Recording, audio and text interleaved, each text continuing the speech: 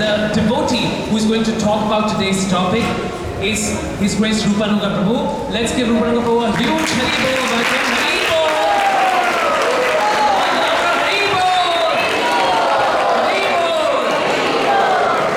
So, Rupanuga Prabhu is a double graduate first. The second graduation he did from IIT Kanpur. Everyone can listen. Can I request everyone to be please seated? So he did his graduation from IIT Kanpur, his BTech. Then he came to Canada in 1969. And that too, not just catching a flight and coming here. He came here on a Canadian scholarship. Then he did his master's in electrical engineering. Post that, in the corporate sectors, he has been at the CXO level positions, which means the highest echelons of any organizations, whether it was GE Capital, IBM, where he was managing thousands of people and thousands and billions of dollars annually. He's a third generation devotee, and for 20 long years, he was a part of Temple Council member. And today also, whether it's online, in person, through his seminars, classes, he inspires people across Canada and the US. His sessions, as I must always say, are so nectarian. So I look forward to today's session, and I hope everyone does, under such a beautiful topic that we have today, that is Krishna, the foremost theme. Hare Krishna. So let's welcome Rupanuga one more time with Haribol. Thank you, Guruji, for your time today. Thank you very much. Thank you. I don't know how to go from here. A wonderful introduction. Thank you.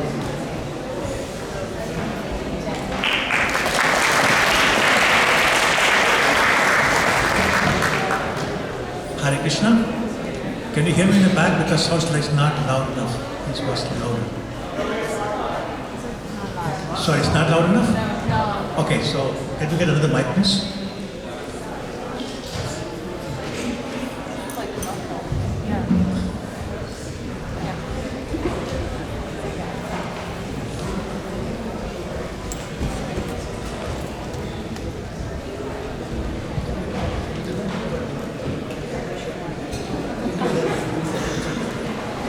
Hare Krishna. Is that better? Okay, Hare Krishna. So welcome all of you to the Sunday Feast program. As Prabhuji mentioned, we are going to talk about the foremost thief and why is known as the foremost thief, and pastimes associated with that. So we'll start with a prayer. It's called invocation prayers. If you know it, by all means sing it with me. If you don't, just think of Lord Krishna as you sing prayers. Om Ajnanatimirandhasya Jnananjan Shalakya Chakshurunmilitam Yena Tasmai Shri Gurave Namah Shri Chaitanya Manobhishtam Sthapitam Yena Bhutale Swayam Rupa Kadamahyam Dadati Swapadantikam Vande Aham Shri Guru Shri Yutapada Kamalam Shri Guru Vaishnavanscha Shri Rupam Sagrajatam Sahagan Raghunathanvitam Tam Sajivam Sadvaitam Savadhutam Parijan Sahitam Krishna Chaitanya Devam Shri Radha Krishna Padan Sahagana Lalita Shri Vishatan Vitanscha He Krishna Karuna Sindhu Dinabandhu Jagatpate Gopesh Gopika Kanta Radha Kanta Namaste Tapta Kanchana Gaurangi Radhe Vrindavaneshwari Vrishabhanusutaya Devi Pranamami Hari Priye Vancha Kalpatarubhyascha Kripasindhubhya evacha Patitanam Pavanebhyo Vaishnavebhyo Namo Namah Jai Shri Krishna Chaitanya Prabhu Nityananda Shri Advaita Gadadhar Shri Vasadi Gaura Bhaktavrinda Hare Krishna Krishna Krishna Hare Hare Hare Ram, Ram Ram, Hare Hare. Om Namo Bhagavate Vasudevaya.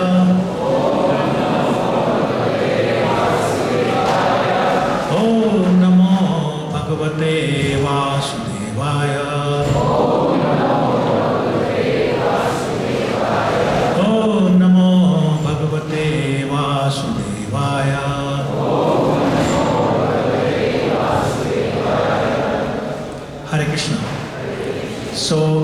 of you have probably heard this verse from Bhagavad Gita that Lord Krishna speaks to Arjuna.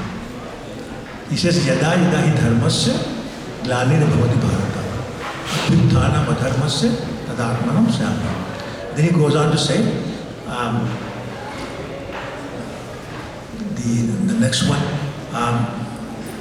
Paritaraya sadhunam vinashaya cha dushkatam dharma sansthapanarthaya sambhavami.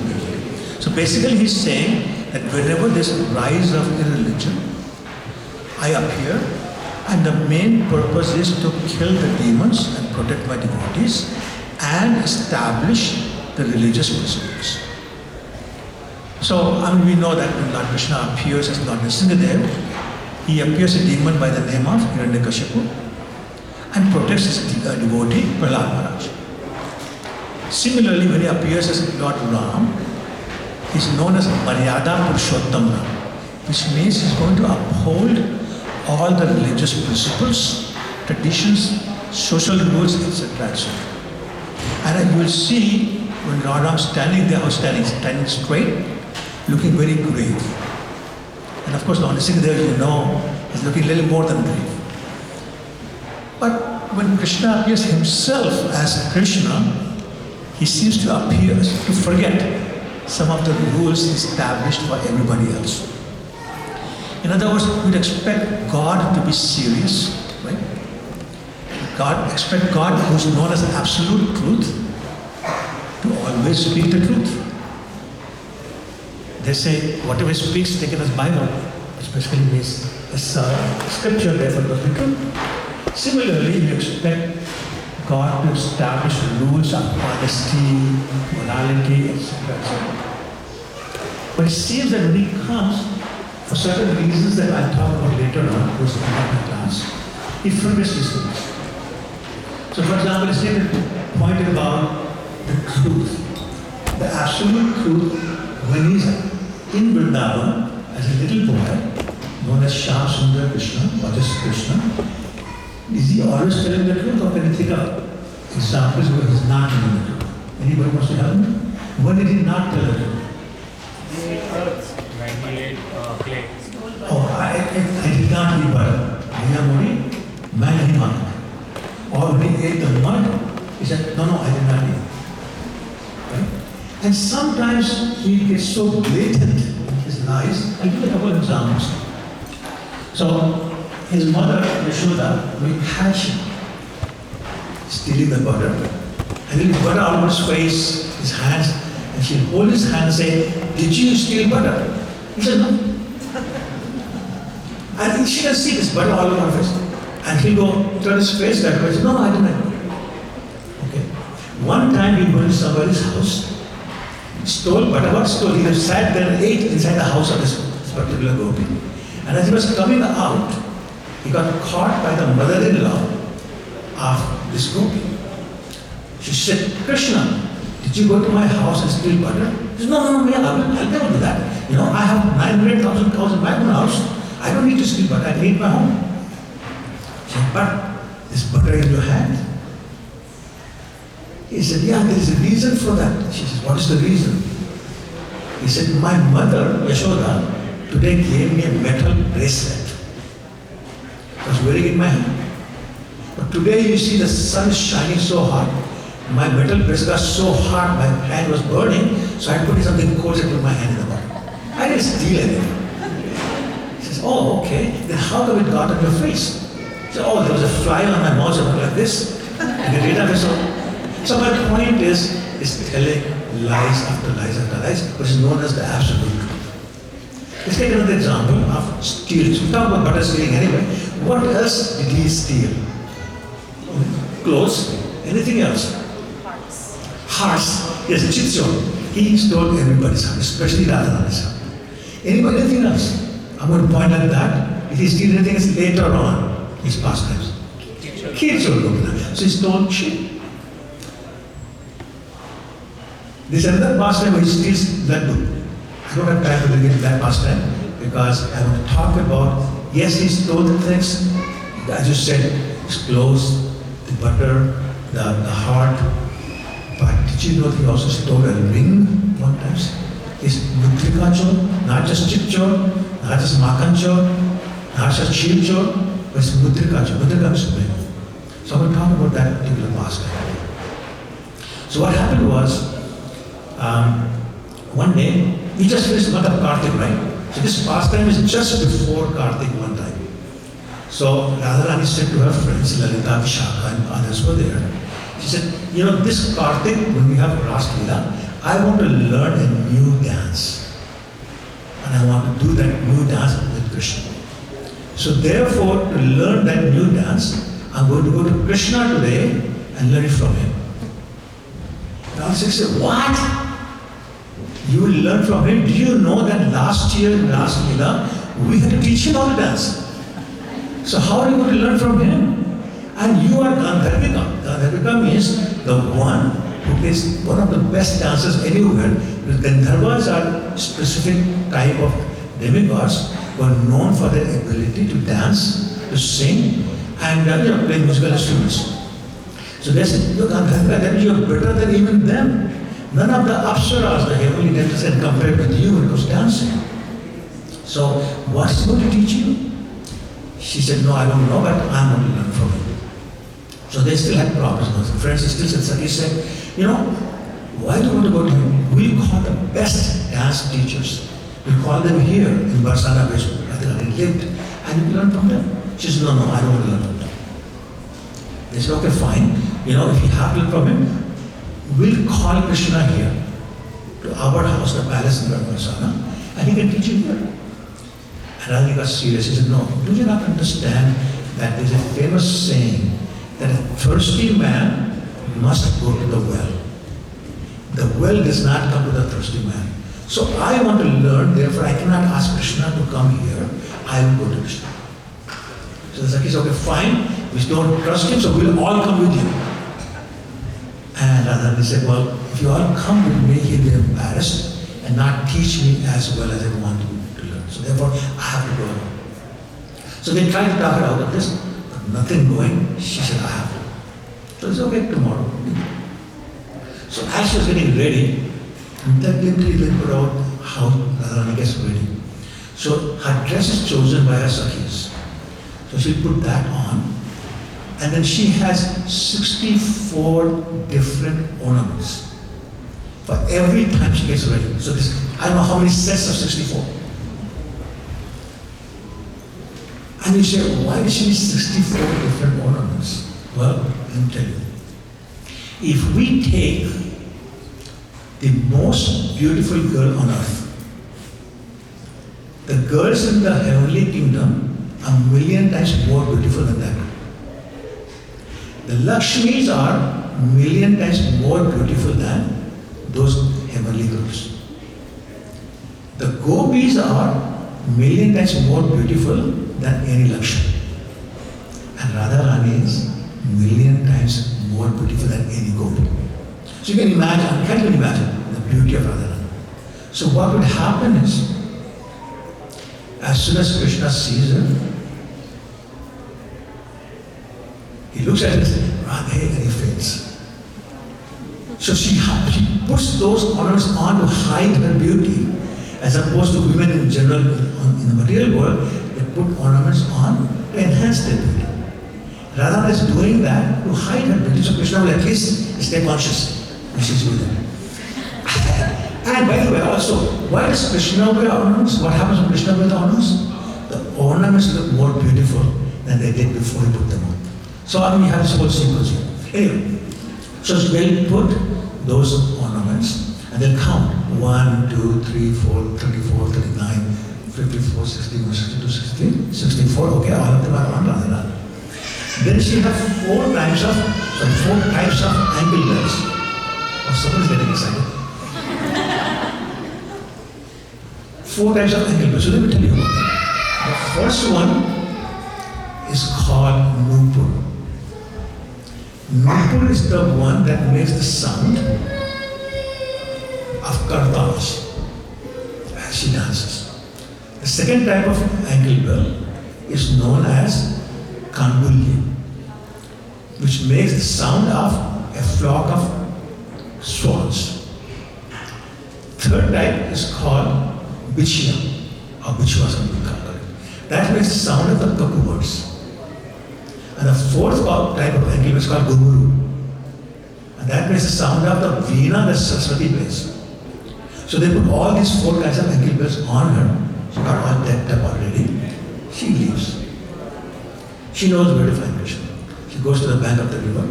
Sure enough, Krishna is standing there in his Trimanga form.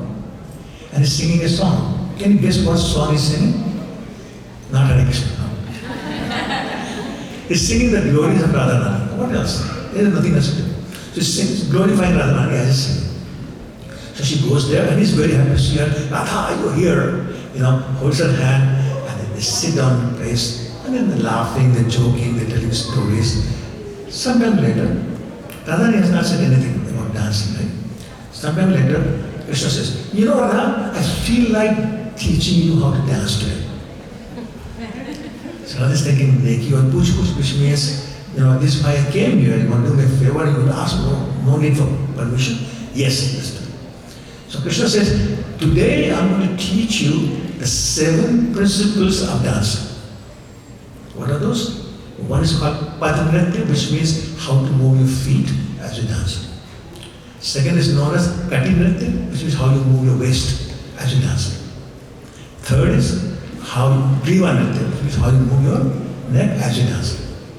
Fourth is called Madhurya, which means the facial expressions. Fifth is the Netra Nritya, which means how you move your eyebrows as you dance. Sixth is Mudra Nritya, how you make different things with your hands. And seventh is your whole body. So Sarvanga Nritya. So how to move whole body as you dance. So I'll teach these 7 principles, how to do that. In addition, I will also teach you 3 different beats and 7 rhythms. So I said, okay. So Krishna got up, started dancing to teach Radharani. And Radharani was watching this, totally mesmerized how wonderfully Krishna is dancing and teaching her all these new steps. So after Krishna was finished, she said, okay, Radha, you have to dance. And so she had watched very carefully, and of course she's skilled already. She started dancing just the way he had taught her. And she danced and danced, and Krishna was just clapping to keep the rhythm, and she was dancing. After some time, she stopped and said, okay, I'm tired now. And she said, yes, of course, let's go to a place called Nidhivan. Has anybody been to Nidhivan? So, okay, there you go, a lot of people. So that's where they went. As they were going there, she was admiring all the beautiful kunjas around Nidhivan. And Krishna had his hand on her waist, on her hands and all that. And as he was doing that, and she was so absorbed in admiring all these kunjas and groves, he took hold of her finger and stripped the ring off. And put it on the top of his dhoti, in the fold. And then they continued. Then late afternoon she said, okay, I have to go home. She doesn't know anything about the ring being stolen. And she goes home. Of course, all the Sakhis, they were all curious what happened. So they surround her completely. Like, so tell us more about what happened. Tell us what happened. So she's telling all this. Hours go by as she's telling the whole story about what happened. Now it's evening time, so time to change dress. So again, those same Sakhis who would help her dress up, they will also help her change the dress, the evening dress. And they'll take off all the ornaments and they will count it. So there used to be a box for every set called Saj Shangar Samhar, which basically meant a box where you put all the ornaments. There's 64 compartments, so you put 1, 2, 3, 39, 54, 61, 62, 63. There's no 64th. So they're saying, wait a minute, maybe we counted wrong. So 1, 2, 3, 99, that's not 99. 39, 49, 63. Now they say, what is missing? So then we figure out what is missing. They figure out the ring from her fingers missing. It's a mirror ring given by the mother of Radharani, by the name of Kirtida, as a special birthday gift. And this ring was very dear to Radharani. She considered it a prized possession. And now it's gone. So everybody's upset. And this Shaka said, one of the Sakhis, Vishaka says, it must be Krishna who stole it. And Radharani came immediately to Krishna's defense. No, my Krishna will never do anything like that. It's not in him to steal my ring. There's no way. I must have dropped it. And Vishaka said, you don't know Krishna as I know him. And I guarantee he is the one who stole it. And Radharani said, no. Vishaka said, you're so innocent, you don't understand this world. I'm telling you, it's Krishna. She says, no. Tomorrow morning we'll all go look for it. She said, okay, fine. So tomorrow morning they all go, and they go all the places that Radharani had walked by, sat down, whatever, where they had danced, and even everywhere, of course, they will not find it. So they came home, and Vishaka said, Radha, I'm telling you, it's Krishna. Radha said, no, it's not possible, I'm telling you. Radha said, okay, you stay here, I'm going. So she goes, leaves Barsana, goes straight to Govardhan, where she knows Krishna would be there.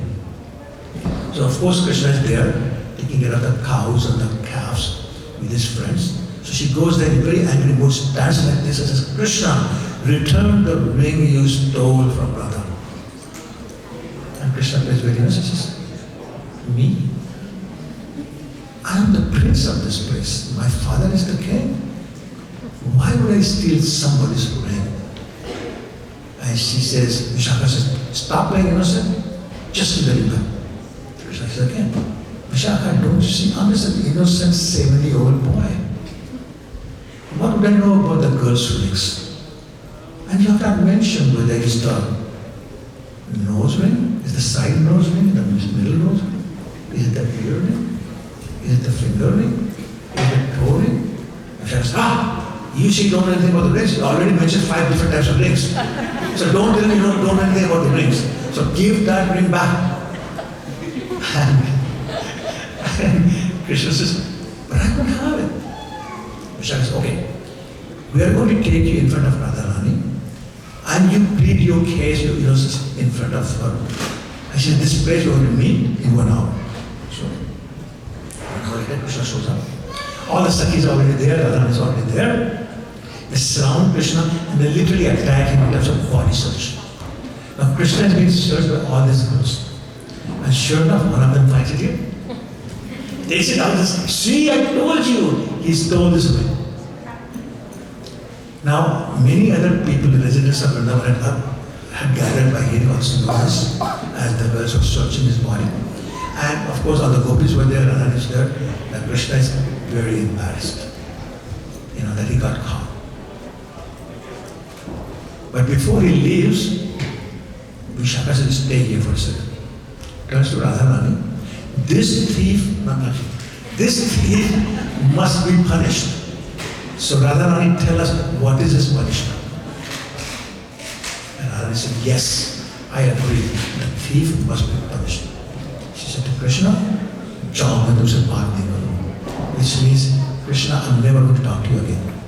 And then Vishaka declared to the whole world, now from now on, Radha is not going to speak to Krishna, he's on his own. And Krishna hung his head down and he left. And then they went back home. That's not the end of the passage, there's a lot of time left. So that's the interval. Now imagine, they all go home, Varsana, the palace, and they're sitting there. Vishaka is still mad.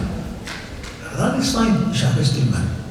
So she says, Radharani, we must take revenge of this act by Krishna. So I said, what do you mean? She said, we must steal something of Krishna from him. And Radharani said, but I don't know how to steal, I've never done that. And Vishaka says, I will teach you how to steal. And for the next 7 days, she gets training on how to steal things from your own lover. But with the idea of increasing the pleasure of love. So 7 days training done. Now, Radha and Vishaka decide they're going to go steal. So they go first to this person called Purnamasi. She's the elderly person, actually Yoga Maya personified, who's in charge of all the pastimes between Radha and Krishna. And she's assisted by another person by the name of Vrindadevi. So they go to them, where would Krishna be at this time on this day? So they're told where. So they go. Now, change the scene. Krishna is there He's been taking care of the cows and the calves, and they have had their lunch with their friends. And the routine was that after lunch, they'll always sleep for an hour or two. They'll wake up and then start doing their things. So this day also, Krishna is there with his very close friend by the name of Madhumanga.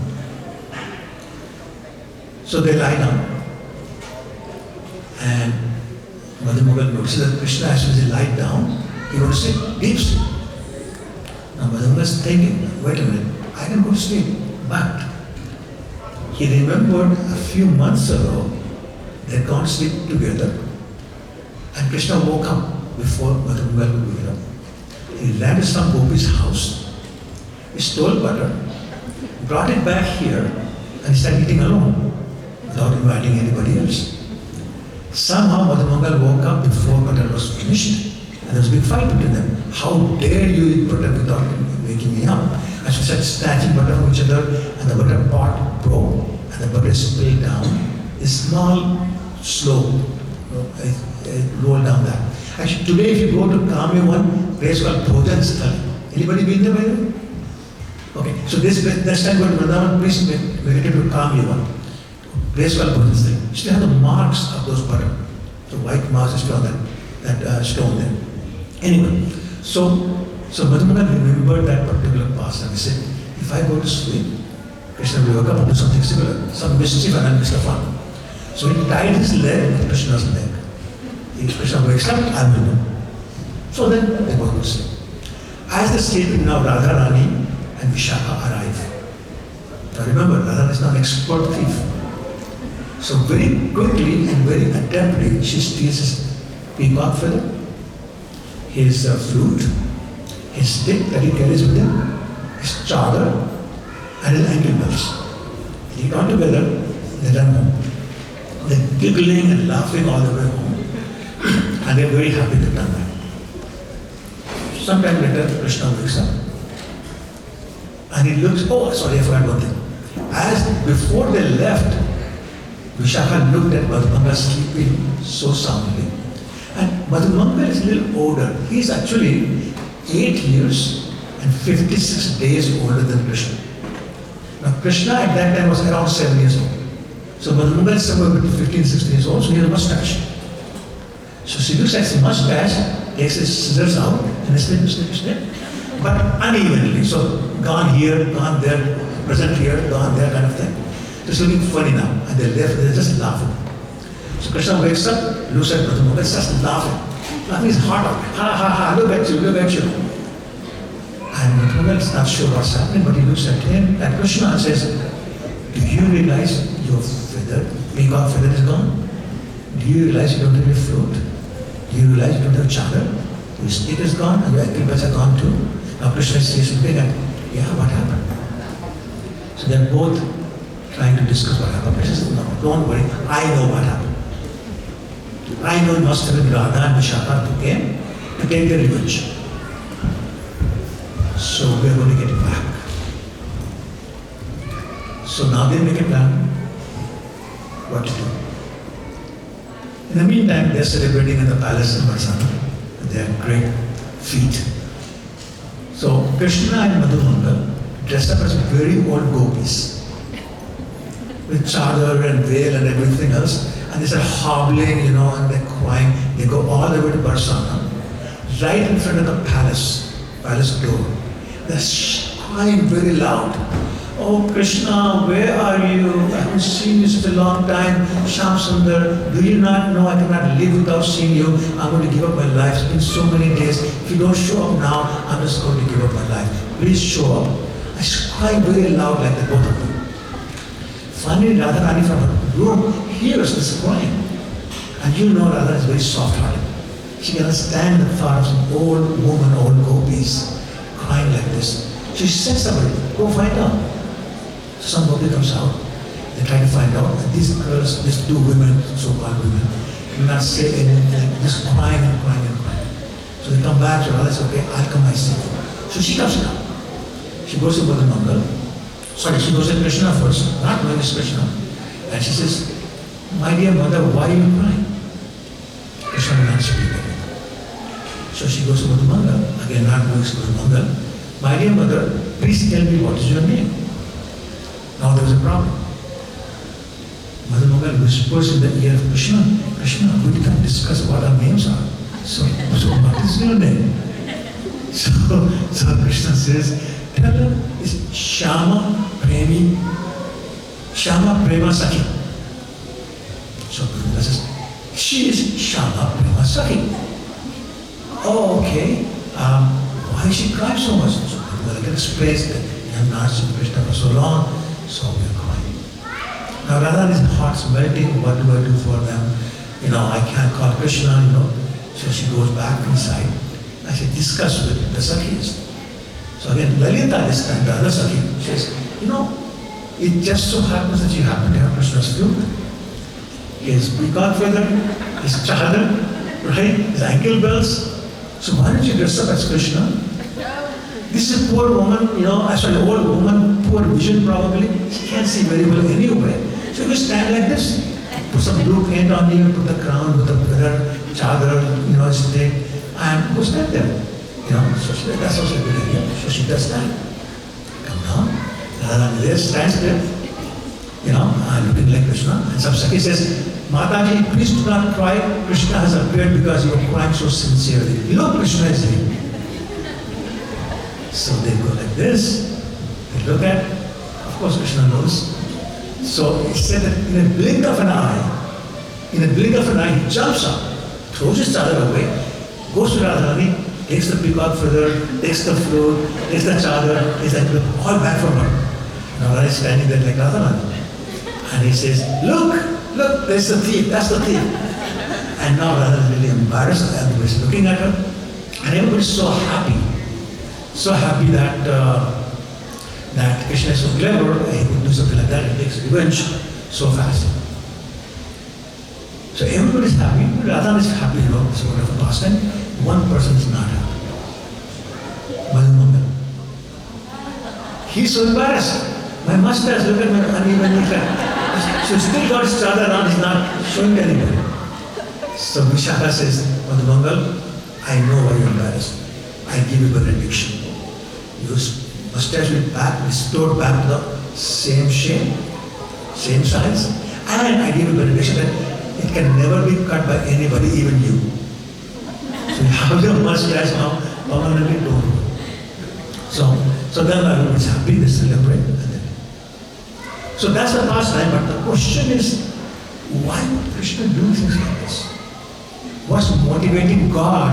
Not just God, the Supreme Personality of Godhead. Not just Supreme Personality of Godhead, the original Supreme Personality of Godhead, from whom all gods appear. So everybody, Lord Ram, Lord Nrsimhadev, everybody is an expansion of Krishna. Lord Balaram too. So why would Krishna do something like that? So it's explained wonderfully in Srimad Bhagavatam, 10th canto, chapter 33, text 36.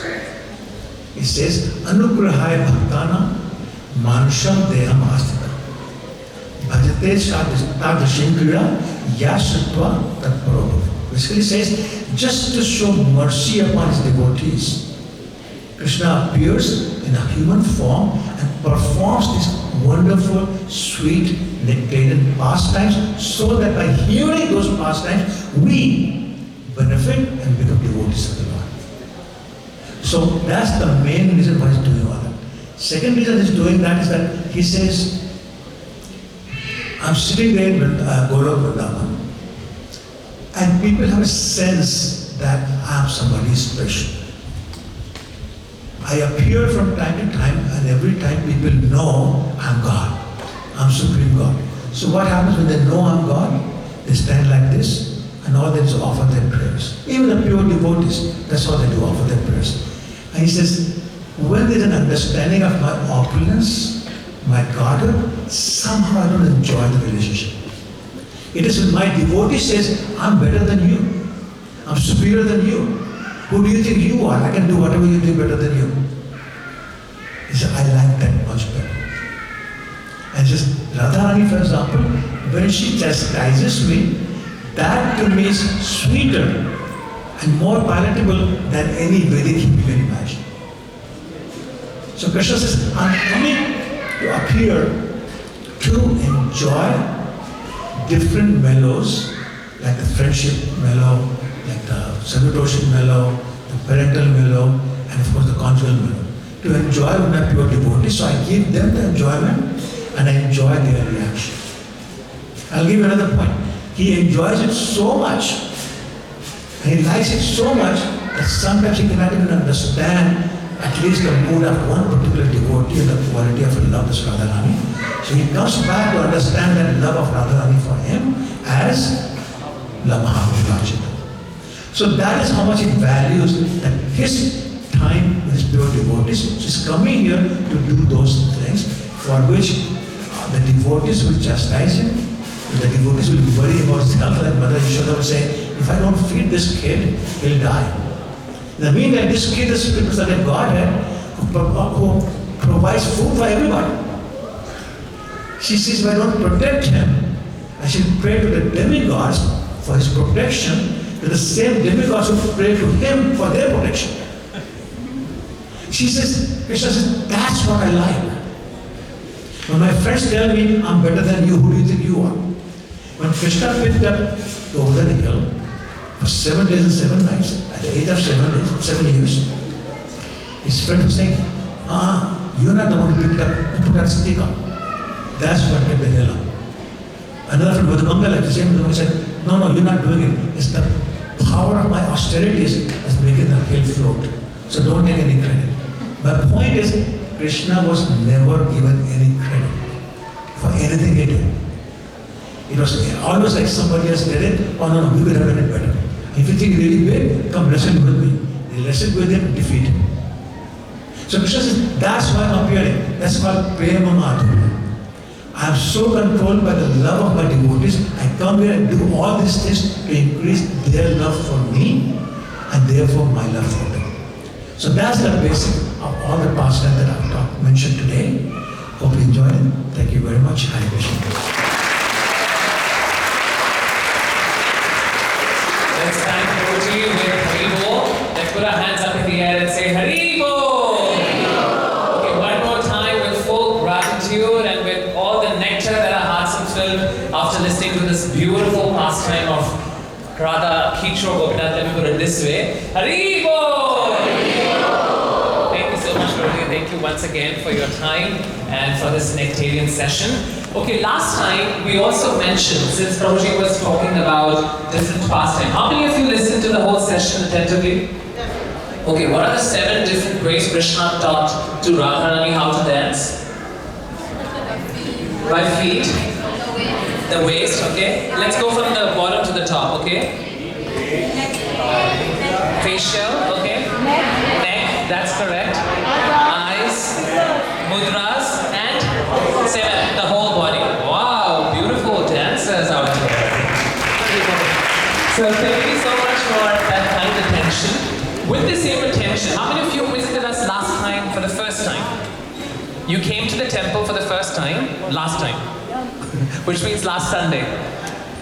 No? Okay, so this is your second time with us? Okay, and how many of you are visiting us for the first time?